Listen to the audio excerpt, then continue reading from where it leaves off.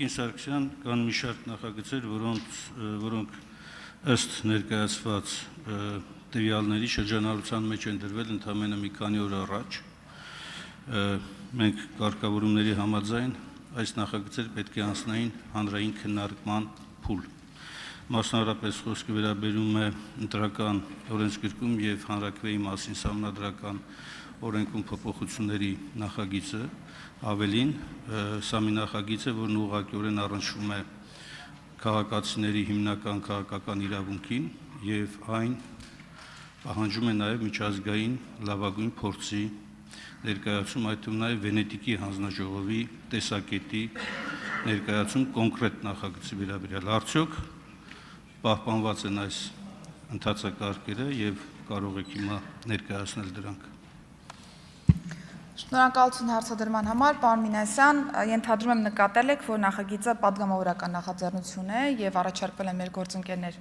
պատգամավորների կողմից։ Նախագծի մասով ես վստահություն պիտի հայտնեմ, որ առնվազն մեկ հանրային քննարկում տեղի ունեցել նաեւ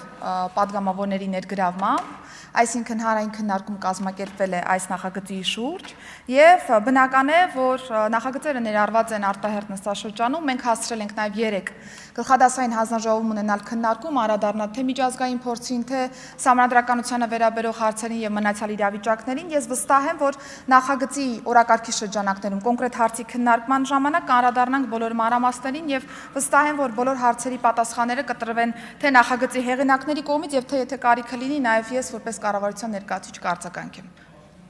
Արձագանք։ Տիկին Սարգսյան, ես այդ ձևականությունը չեմ համարում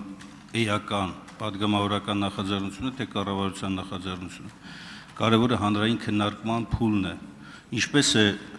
համարվում անցել է հանրային քննարկման փուլ, երբ որ բազմաթիվ նաև ՀԿ-ներ, մենք բոլորս, քաղաքացիները տեղյակ չեն եղել այս կարգավորումից, առաջարկից, եւ երկրորդ դուք չպատասխանեցիք Վենետիկի հանձնաժողով, ինչպես պետք է կարծիք ստանանք այս նախագծի վերաբերյալ։ Պարոն Մինասյան, ես պիտի հակադարձեմ նշելով, որ նախագիծը բավական երկար ժամանակ է, ինչ հանրային տիրույթում բովանդակային առումով քննարկվում է։ Վստահ եմ առնվազն բոլոր խմբակցությունները եւ առաջադրված ուժերը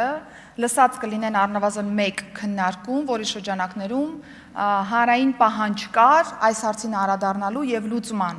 բերելու նաեւ ի վերջո այս խնդիրը եւ քարոզարշավի ավարտից հետո բնականաբար ընտրությունները եւս կայացել են եւ падգամավորները հանձնառու են եղել հանրային պահանջը իրացնելու, որը վստահորեն գեներացված է եղել եւ ըստ այդմ ձևակերպել են համապատասխան նախագիծ, որը որ դրված է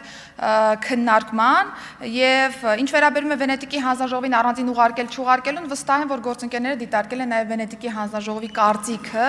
նմանատիպ իրավիճակների մասով, ընդ որում ոչ միայն Վենետիկի հանձնաժողովի, այլ նաև Եվրոպական դատարանի նախադեպային իրավունքը եւ գլոբալ նաև սահմանադրական իրավունքի տեսանկյունից առկա մոտեցումները։ Վստահ եմ, նորից եմ ուզում շեշտել, կոնկրետ հարցի շրջանակներում կանրադառնանք բոլոր մանրամասներին։ Բաժանորդագրվեք Արմաթ մեդիայի ալիքներին սոցցանցերում, հետևեք մեզ նաև Armat Media AM կայքում։